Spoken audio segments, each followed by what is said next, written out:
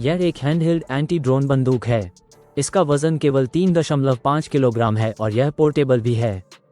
इसमें एक साधारण लेड डिस्प्ले है जिसमें बैटरी है जो 9 घंटे तक चलेगी। तो ये बंदूक क्या करती है?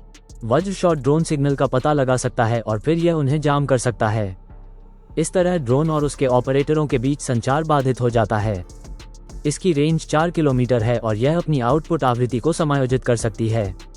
इस तरह ये ड्रोन की एक विस्तृत श्रृंखला को बेअसर कर सकता है।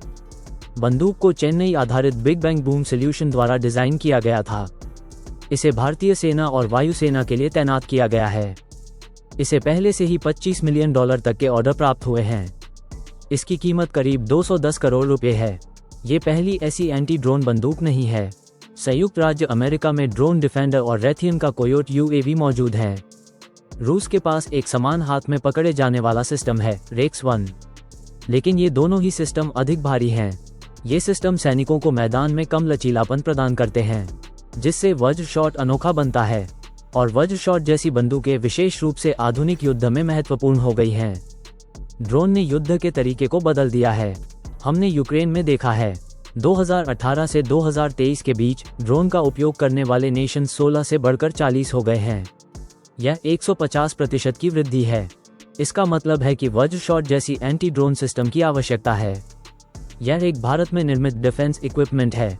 2023 में भारत ने रक्षा उत्पादन में कुछ मील के पत्थर पार किए।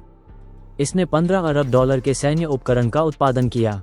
ये सिर्फ सार्वजनिक क्षेत्र की कहानी नहीं है, निजी क्षेत्र भी प्रमुख भूमिका निभा रहा है। भारत सरकार ने 350 से अधिक कंपनियों को 600 से ज्यादा लाइसेंस जारी किए हैं। टाटा ग्रुप और भारत फोर्ज जैसे बड़े खिलाड़ी और स्टार्टअप भी हैं। इनमें से 329 कंपनियां भारत में बने रक्षा उत्पादों में लगी हुई हैं। भारत का रक्षा निर्यात वर्तमान में $2.6 अरब है। ये राशि 21,083 करोड़ रुपए है। भारत लगभग 100 देशों को हथियार निर्यात कर रहा है। सबसे बड़ा खरीदार आर्मेनिया है। यरिवन आकाश एयर डिफेंस मिसाइल सिस्टम और Pinaka multi launch rocket system जैसे तैयार हथियार सिस्टम खरीदता है। अन्य दो सबसे बड़े खरीदार अमेरिका और फ्रांस हैं। दोनों देश बहुत सारे सॉफ्टवेयर सबसिस्टम और घटकों का आयात करते हैं। भारत की ब्रह्मोस मिसाइलों में भी दिलचस्पी है। नई दिल्ली पहले ही उन्हें फिलीपीन में निर्यात कर चुकी है।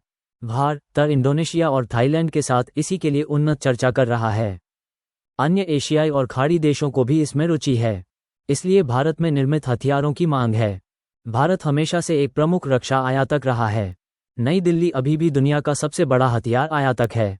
ये कुल वैश्विक हथियार आयात का 9.8% है। लेकिन वज्र शॉट जैसे हथियारों में निवेश से पता चलता है कि भारत आत्मनिर्भर बनकर और दुनिया को निर्यात करके अपनी रक्षा रणनीति बदल रहा है।